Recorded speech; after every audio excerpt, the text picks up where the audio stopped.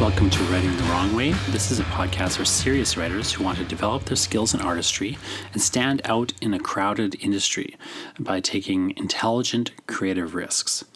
I'm your host, Jonathan Ball. I hold a PhD in literature. I'm the author of numerous books, and I take a very analytical approach to art making, emphasizing both efficiency and experimentation. I have a new book coming out this year, published by Coach House Books, which is my first book in 5 years and my first poetry book in 7 years. It's called The National Gallery, and it contains a host of strange poems, including twisted elegies from my iPhone, sonnets about Texas Chainsaw Massacre. I got poems for my children, a poem that campaigns to make me the poet laureate of hell, and all sorts of strange, experiments. And if you go to jonathanball.com/new book, so again, that's jonathanball.com/new book, then you can read the nice things that people have to say about the book. Filmmaker Guy Madden has some very nice things to say about it. Giller Prize finalist Gary Barwin, who wrote Yiddish for Pirates, has some nice things to say about it. Author professors Natalie Capel and Daniel Scott Tisdall have some nice things to say. What I'll say is that it's called the National Gallery because the book is about what value art has today in our public lives and in our private lives, and why we should, or maybe why we should not create art. As writers, I think we sometimes have to stop and ask the question, why write? So this book is my attempt to answer that question by trying to turn what my poetry is inside out and do all sorts of things I've never done before in my poetry. So like I say, you can learn more about the National Gallery by going to jonathanball.com/new book. And there you'll see a form where you can enter your email address. And when you do that, I'll email you my favorite poem from the book. So this is a poem that is otherwise not available until the book comes out. You'll get a sneak peek, and then when we get closer to the book coming out, I'll send you a bunch of information on how to order the book in a way that gives you access to all sorts of bonuses. I'm going to be giving away free books and all sorts of really special bonus material for people who pre-order the National Gallery. So if you go to jonathanball.com/new book and enter your email, I'll tell you more about the National Gallery when you do that. So now let's move on to the episode. I'm here with Mitchell Levy, and I want to talk to Mitchell today because he runs a company. He's published, as you say, over 800 books in the last how many years? So think about that. Started my company, started in 2005, and we'll start with between 2005 and 2017, I published over 800 books, and I was serving the wrong audience. And then we published close to in between 40 and 50 in 2018 and having a gangbuster 2019. So can you talk a bit about that? And when you say you were serving the right audience and you published that many books, like what precisely do you mean? What exactly is your audience? What is your business? How do you work? So let me tell you who the audience is now, and then we could talk about how I got here. So today, my primary customer is the busy executive who's successful and has zero time. They recognize that either their first book or their next book would help them generate more revenue, more cash, more speaking, more consulting, more product sales, and they have no time. So what we do is we work with that person over a 4-month period, and over that time frame, they will have spent about 5 hours. And when we're done after 4 months, they'll be an Amazon best-selling author with a hardcover, a paperback, a PDF, obviously a Kindle, as well as we have a platform called Aha that has over 800,000 users who will also share content from the book. So we press the easy button for busy executives who want more success.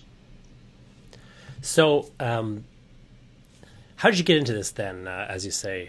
How did you get into becoming... So you're effectively a publishing company, but you also do this book packaging, more or less. And you're also constructing these books with the authors as well, correct? Yeah, so I started as a traditional is probably not the word. I started as a hybrid publisher back in 2005. And so hybrid publishers, just as a definition, self-publishing, you could go to CreateSpace or anywhere you want and self-publishing shit. It will cost you money to do that, and they just don't give a shit about your book. They just, whatever's there will go in. Okay, a traditional publisher, you'll spend about 1,000 hours writing your book, and they'll spend a lot of time marketing your book over time. And what's happened today, though, in the first 2 or 3 weeks when a traditional publisher has a book and nothing happens, they'll cancel the rest of the marketing campaign. So as a hybrid publisher, what happens is we charge, some hybrids make money as part of it. So we make a little bit of profit, and we have a much higher royalty percent, and we distribute everywhere. So the short answer is, for a traditional formatted book, which is, to me, I like 25,000 words. I like 120 pages is my favorite style book. We now have a price point where we will distribute, we will basically copy edit, content edit, book layout, publish, and be able to run an Amazon bestseller campaign and deliver 100 copies of the book as a traditional publisher. That was largely what I did, and I still have 3 publishing companies that do that. So if somebody's looking for a publishing company, we have a very simple model to make that happen. And if you wanted hardcover in addition to paperback, we can solve that problem. And you write the book and we publish, and we just do all that for you. What interesting transition happened to me is at the end of 2016, I ran a Kickstarter campaign, and the Kickstarter hit 250% of goal.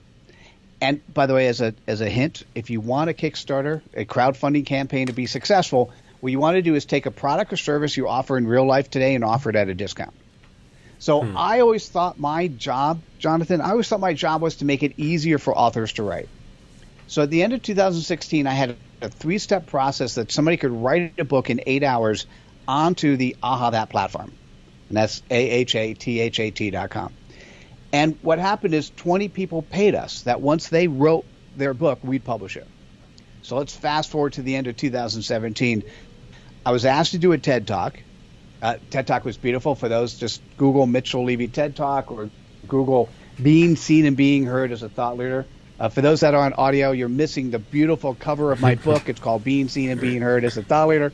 And that got me thinking about the world in a different way. But here's also something that happened. Of the 20 people who paid us money that once they wrote their book, which only took 8 hours, originally only 2 of the 20 actually wrote their book.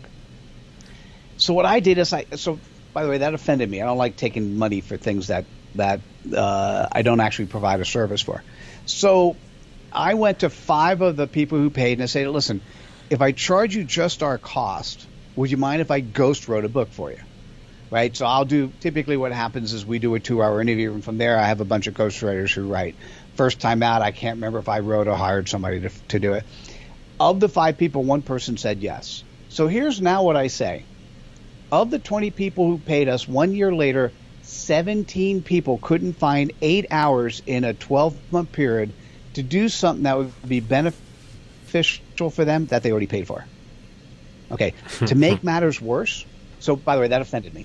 To make matters worse, I went to my friends in the internet marketing space. I went to my friends in the online learning space, and they both said the same thing. As soon as I say this, Jonathan, it's going to bother you because it certainly bothered me. What they both said is, Mitchell, do you realize that 3 out of 20 is 15%?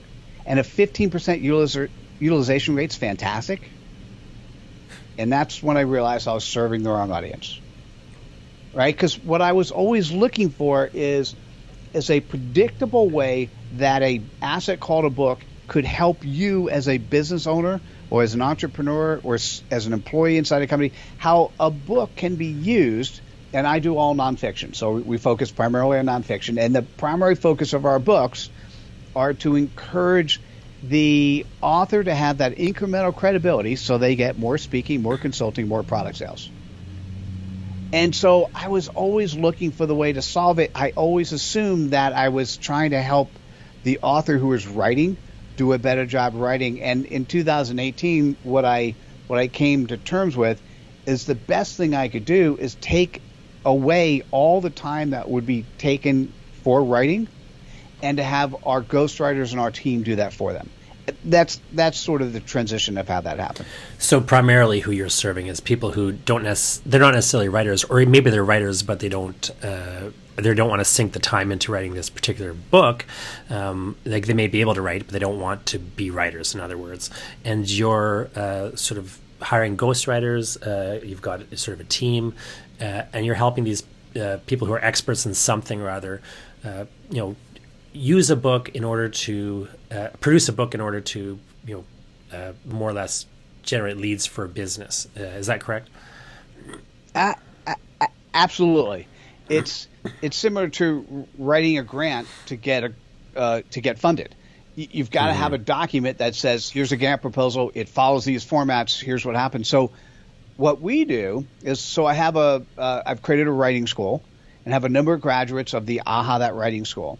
And what we do is I do and at the moment, I'll say I always get confused with the I and we stuff, but at the moment I'm doing the primary interviews.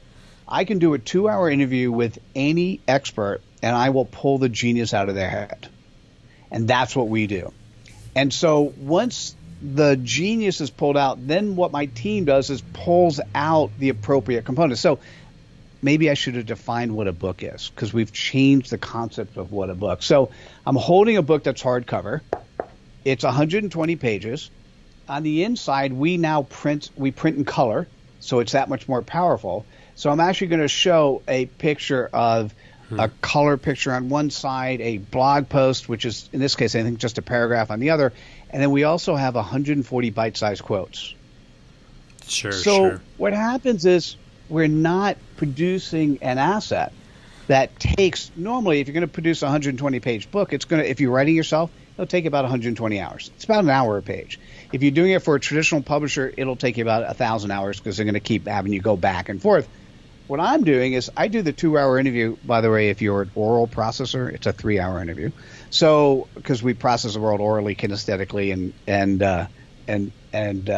visually. And so those that are oral, we take a 3-hour interview. But the thing is, I'm pulling the genius from your head, and then we're creating the aha message, which if you're visualizing this or hearing this or feeling this, we're also creating a couple quarters of social media content. So we're making it easy for you as the writer to interact in your world. And by the way, if you're a writer and you have to write, you may also want to explore AHA That, because you could then use a book on the AHA That platform to help market whatever books you create. Because the books on the AHA That platform have 140 bite-sized quotes. They could also include URLs that point back to your YouTube channel or to your book for sale on Amazon and then you fill in the blank. One of the things I think is interesting about your particular business and this these sorts of books that you're doing is, I find a weird disconnect that I see between, say, the entrepreneurial worlds where we have these business to use your term, the term thought leader. You have these experts, these thought leaders, these people in business who are really fundamentally see books as important, significant markers that they're going to use, that have value, and they're going to use to build businesses. And then you have in my world, in the literary world, we have people who have dedicated their lives to books who do not see them as fundamentally useful to make money. And I think it's an interesting disconnect in a number of ways. And I'm wondering, what would you say to the author who doesn't think that who bemoans that books are bad business?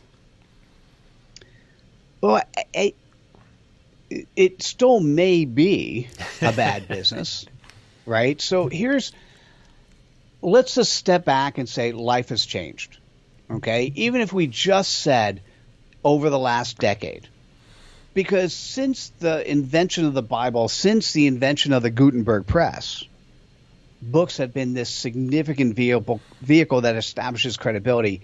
And even as little as 11 years ago, but let's just say 2 decades ago, there were times in which a publisher would call somebody a thought leader. They would publish their book. They'd spend all this money in advertising, and the person would make money on book sales and other things, By the way, the other things were sometimes 5 to 6 times what book sales are.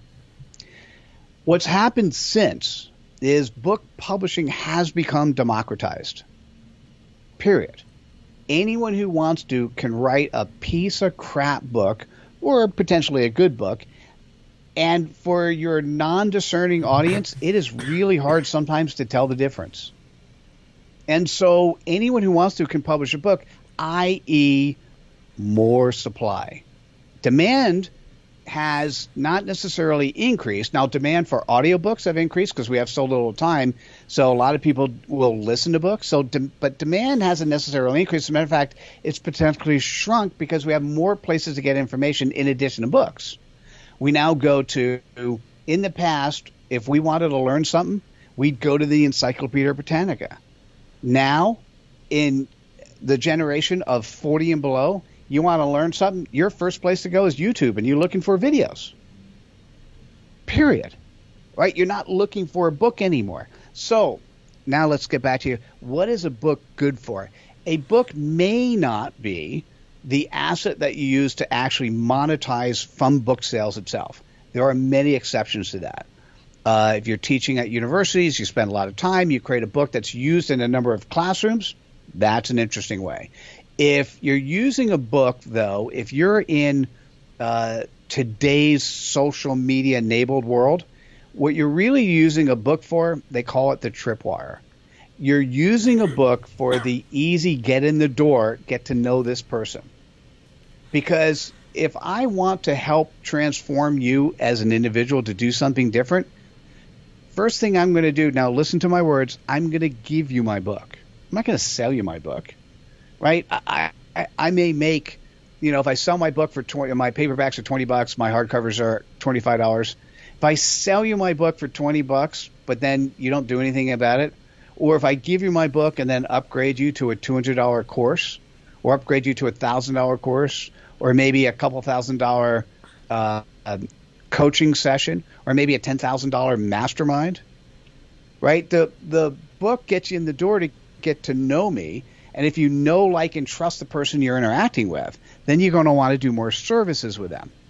So for those people that love to write and you can't spell the word marketing, in general, the concept of making a money as a book writer is no longer very valid. What you need to do is find the people you write for who have figured out how to make money with their book, and not necessarily book sales, but how they make money with their book by, and you fill in the blank, all the things that are relevant that a book can be used for. And so you could ghostwrite for people who have figured out how to do the marketing world, right? Because that's at the end of the day, and there are some authors who have made money on book sales. Anything associated with any major brand, you have a book associated with it, ends up doing fairly well. But that said, what's important is if you can't say that books are not helpful in terms of driving success for your career, what you want to say is, how is that going to help me?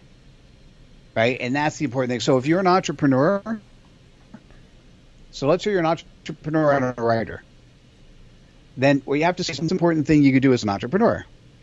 First, most important thing, sales and marketing. Okay, we'll include those as two things. You got to sell, you got to market.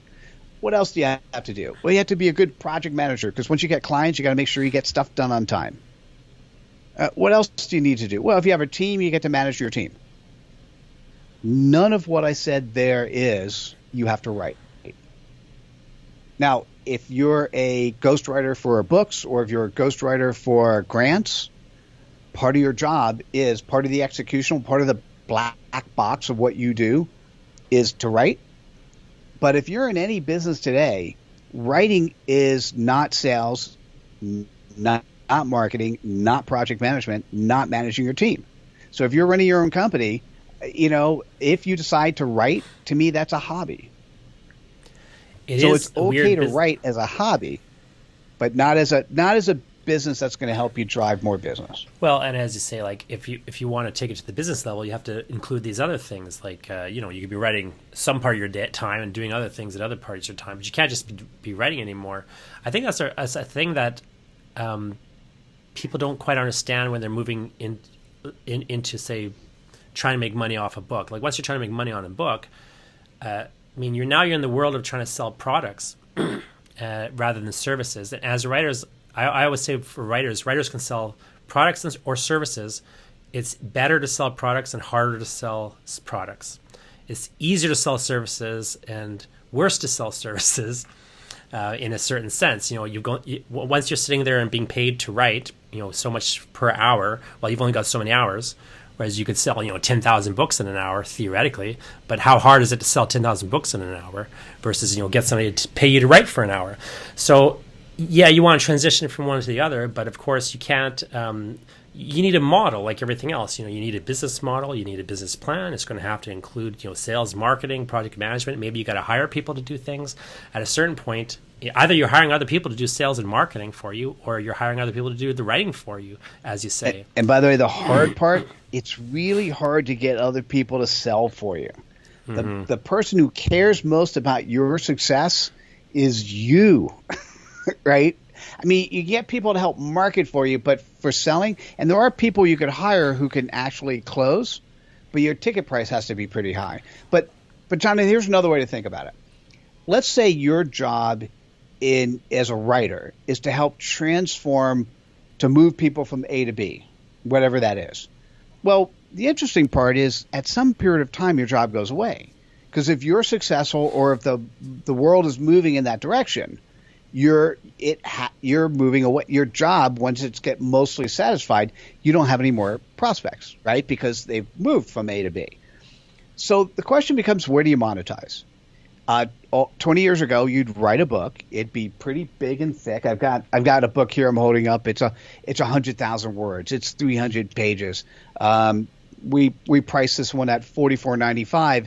And although I've written some really nice royalty checks, this book is called How Reliable Is Your Product? I've wrote some really nice royalty checks for these authors, but they're closing 6- and 7-figure consulting clients as a result of this. Right? So that's why they write the book. So if you want to transform, maybe how about this? You want to teach people how to use Excel. Okay, you could write a book on how to use Excel, but it's so much better if you could give your book away and then say, by the way, to see tutorials, to see the training course, to see how this can be used for you, join my training course, because the book is $12.95, $19.95. The training course is $199, $197, $297. So you can, and by the way, the training course is more flexible. You want to change stuff over time, add stuff to it. It's much more fluid than the book is. So you just want to think about what is it you want to accomplish, and what are the different ways that you could both accomplish it and monetize at the same time.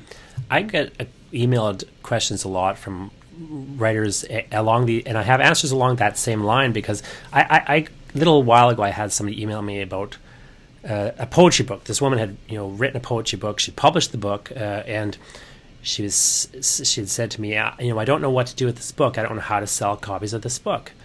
What can I do to market this poetry book? Do you have any advice? And I kind of contacted her and I said, look, my advice is, for what it's worth, is that I don't understand why you're trying to sell copies of your poetry book.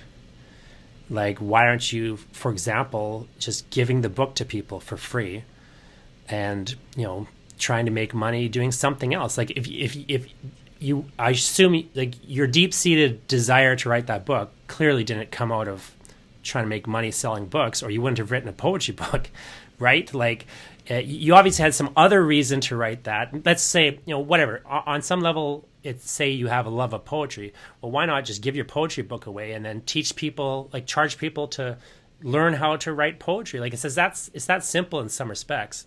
I mean, maybe you're not going to make millions of dollars doing that, but it is a better model in many ways than the kind of traditional. Even if you were to sell a ridiculous amount of books, I mean, if you're working with traditional publishers, as you know, the royalties. I mean, I do work through traditional publishers, like my business doesn't depend on books sales, so I don't mind, a smaller percentage if the point of it is, as you say, to get more people exposed to the book and to get some credibility and so on.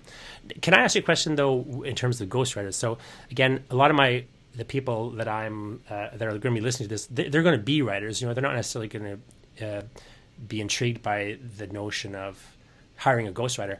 I think that writers should still consider ghostwriters under certain circumstances, personally, because I don't use ghostwriters up at the moment, but I'm not against the idea of using ghostwriters for certain things, particularly if you've got projects that you don't have time to complete, but do matter to you. You see you see authors like James Patterson, for example. He doesn't use ghostwriters, but he has these co-writers, and he has a very specific sort of method of using co-writers and like sharing authorship and so on. I think that those sorts of models are interesting and worth exploring, especially for more experimentally minded people who want to do weird and different things. Why not kind of investigate that more on the level of the writing?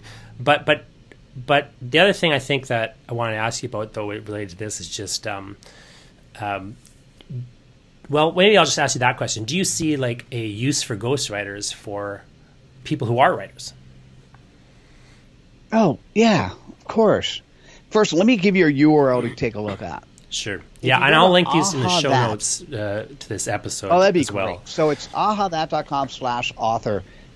We actually have our 3-step writing process. So for anyone who's writing today, if you're writing your book, why don't you also complement it with an AHA book? We will teach you, by the way, just by going through that, we're going to show you how to write good social media content. So that's a simple thing. Now, I think in the old days, I can imagine you could think about writers who sat back and dedicated 5 years of their life to doing research, and that's all they did, and they end up laboriously writing up their content. I think what happens today, it is acceptable that you can do more than one thing, right? It is. If I say to people, hey, listen, I'm doing this one job over here, and I have this other job over here, but I have another job over there, people don't look at me and say, hey, you're crazy, because we get to do more than one thing. So here's what's fascinating. If you get paid to write today, well, keep writing. Maybe on the side, you want to explore another topic. You just don't have any inventory left over to sell to yourself.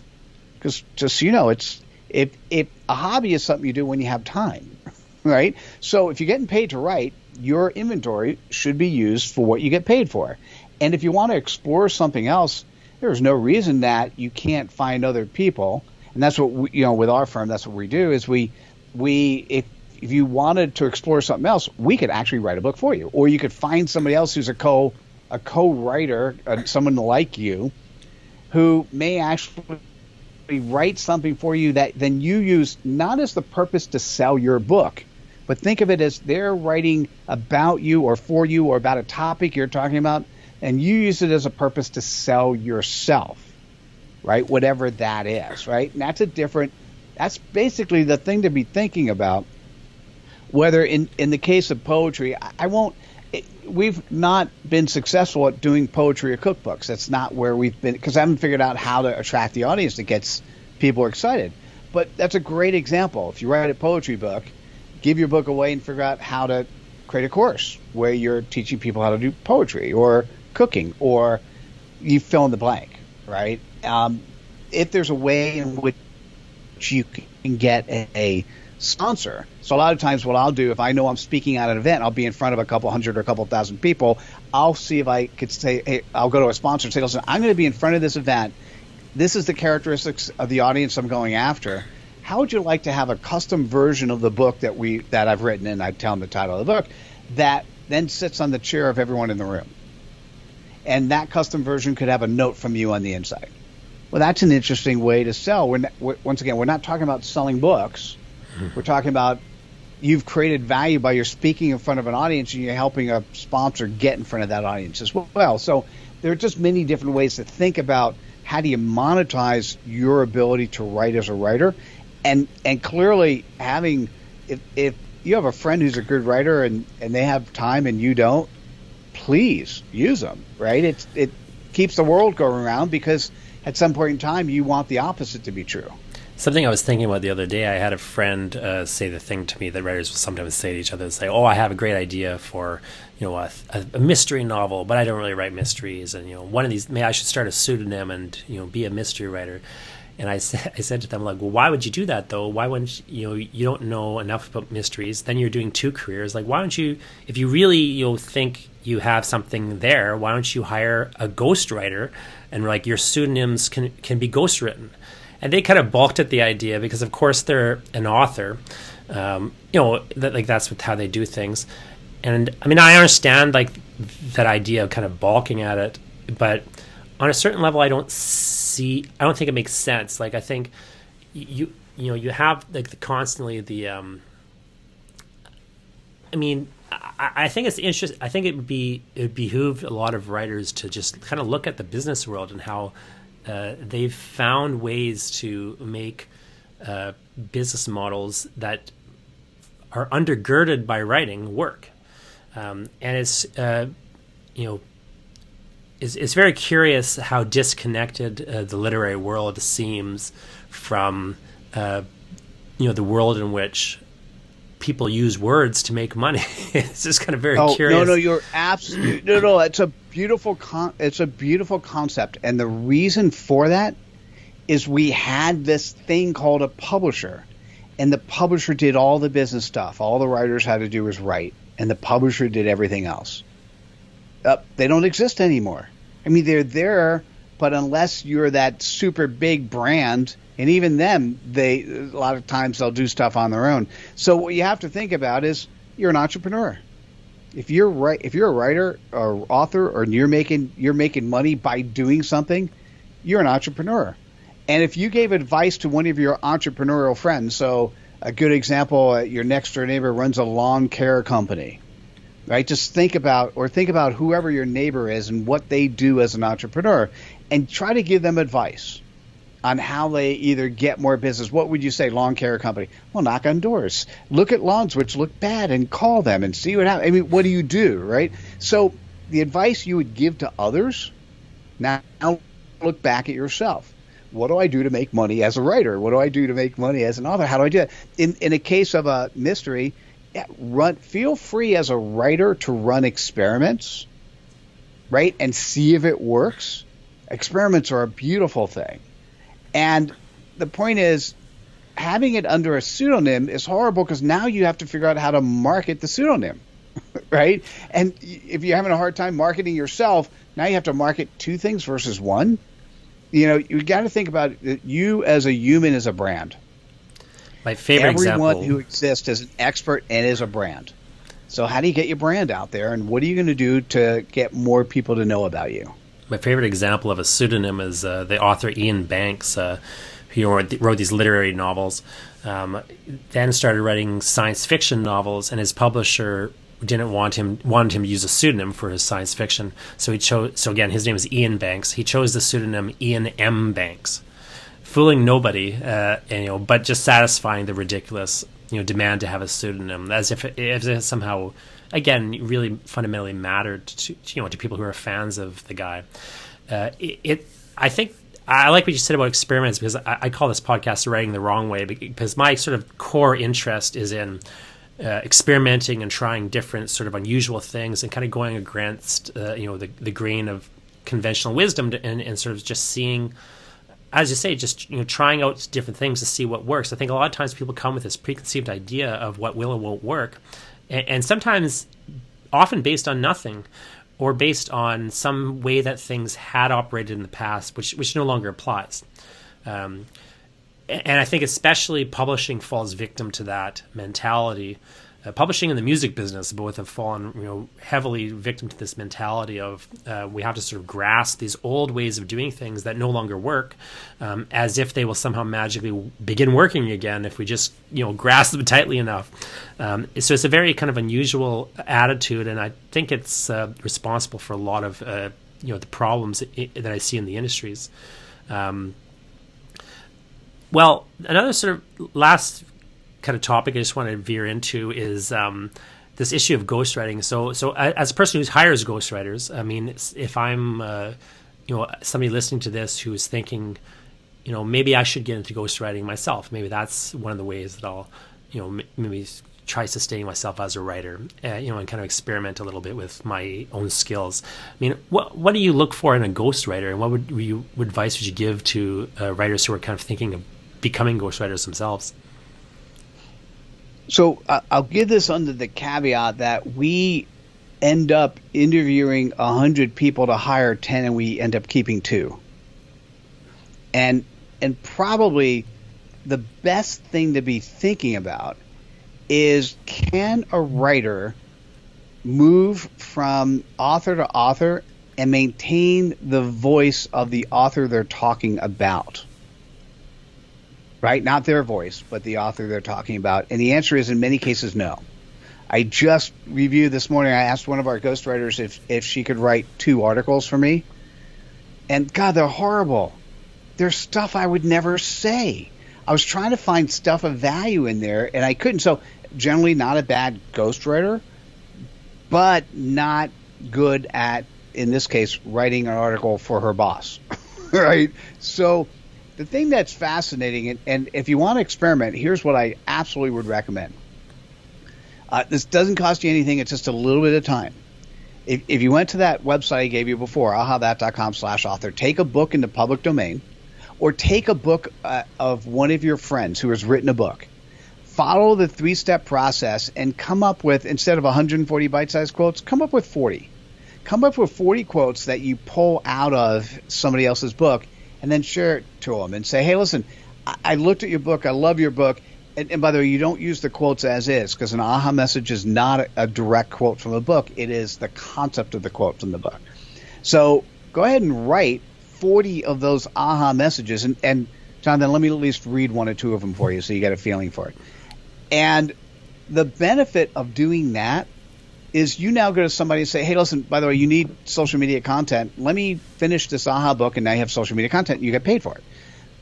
If you do this 3 or 4 times, and the person on the other side keeps saying to you, you don't have the voice, you don't speak like I do, you kind of know that you either have to change or you're not a good ghostwriter, right? So for us, that's what we look for. Is when we ghostwrite a book for an author, I shoot for 80 to 90% good. We've had one author said it's 100% good. I let that go. When the next author said that, I said, no, that means you're not looking close enough. If we're at 50%, that means we made a mistake. So I want somewhere around 80%. I'm happy if 80% of the content or 90% of the content is good as is. And so it's worthy of an experiment.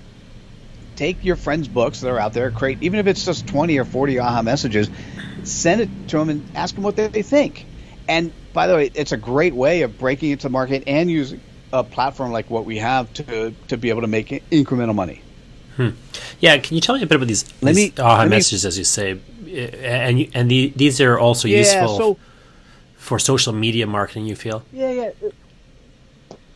I've got 2 books in my hand, and what I'm thinking about is when you're a public speaker, or if you're a salesperson. By the way, everyone in life, if you've been paid for something, you're a salesperson because you've been able to sell your service, right? So everyone's a salesperson, and the best thing you can do is not talk with a mouth that keeps spewing out stuff, but talk in a way that people remember you. So I've got 2 books. I've got one, Being Seen and Being Heard as a Thought Leader. This is the one I did. I've got another one called Being a Catalyst for Success. That's by Bill Wallace. So what my consulting business is, I go into corporations. We help take the people inside of companies be thought leaders. And having a book is one of the best first pieces. All right, so let me read to you aha number 4 from the book. There's 140 aha messages. An aha message is a standalone piece of content that gets the person who's receiving it, whether you're reading it or listening to it or viewing it, to think about the world in a slightly different way. So last year I was on 150 radio stations. I always get asked the question, Mitchell, what's a thought leader? Let me share with you my answer, and I'll say, hey, listen, aha number 4 from the book Being Seen and Being Heard as a Thought Leader helps answer that question. And what it says is, good thought leaders are at the top of the mountain. Great thought leaders are at the bottom of the mountain, helping others climb up.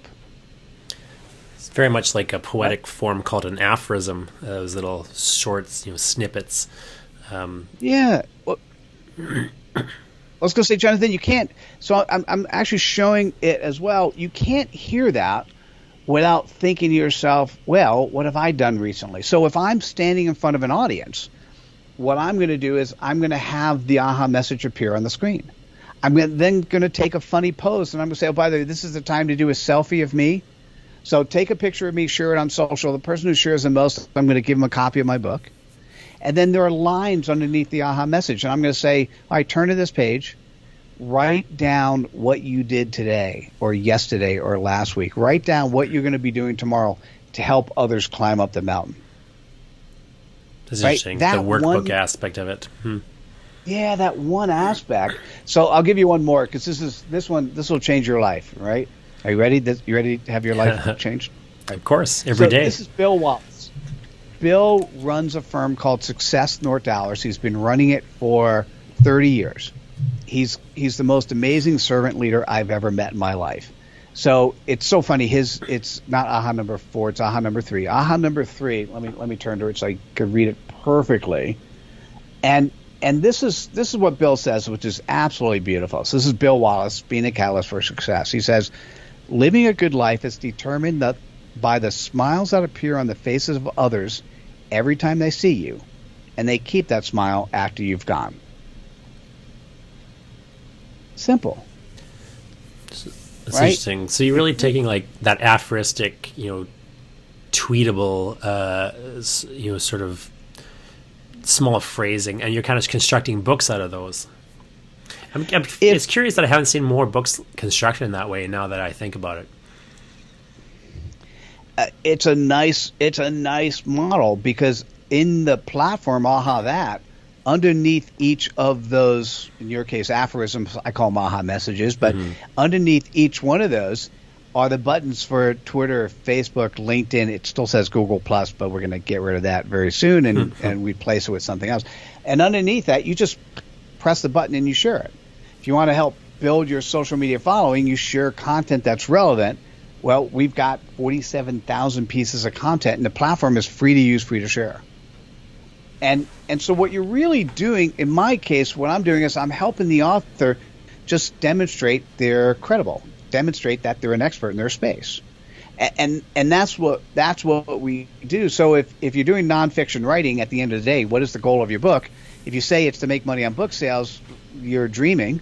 So if you say it's to make money by, and then fill in the blank, I just created a model which is the easiest and quickest way to get there. And by the way, also consumable by the person on the other side. Right? Because if you hand somebody a book and you know that aha number 55 is perfect for them, you go, hey, you hand them the book, you turn down the page, that's aha 55, you do your autograph right there and say, by the way, I'm looking forward to seeing your response on 55. You're awesome. Right? How much more personal can you possibly get? How much more memorable? Because, by the way, it's a book. They're going to put it on their desk. It's going to probably be on their desk for at least a decade, if not their entire life. That's what we do. That's what, as a writer, your job is to be able to take the elegance of what you've been able to craft and be able to position it in such a way that the audience who needs to see it can do that. And that's what your job is as a writer. Well, thanks very much for talking to me. I think there's a lot in what you're saying and sort of how you're approaching, books as sort of objects here that I think even, my audience members who are more, interested in kind of esoteric creative things like, poetry and, short fiction and so on can learn in terms of trying to market, what it is that they do. And their books, but also the kind of larger, as you say, the larger thing they're trying to accomplish through their books. So thanks very much for talking to me. And again, all the links that Mitchell has mentioned and so on will be at the show notes. So if you go to writingthewrongway.com, you'll find notes for this episode and all those links and everything. And thanks very much for talking to me again. Beautiful. Oh, Jonathan, my pleasure. And for those that want to reach out, in addition to the links that we have, just go to my website, mitchellevy360.com. Mitchell, last name Levy, 360.com. And there you'll be able to connect me. You'll see a video of my customer testimonials, but you'll also be able to connect to me on the social media platform that's relevant for you. LinkedIn, Twitter, Facebook, Instagram, Snap. So take a look at MitchellLevy360.com. Connect to me the way that you want to interact, or book my time if you think that it is worthwhile for us to communicate and help you bring your message to the next location. Great. So thanks very much again to Mitchell, and thanks for listening, and keep writing the wrong way.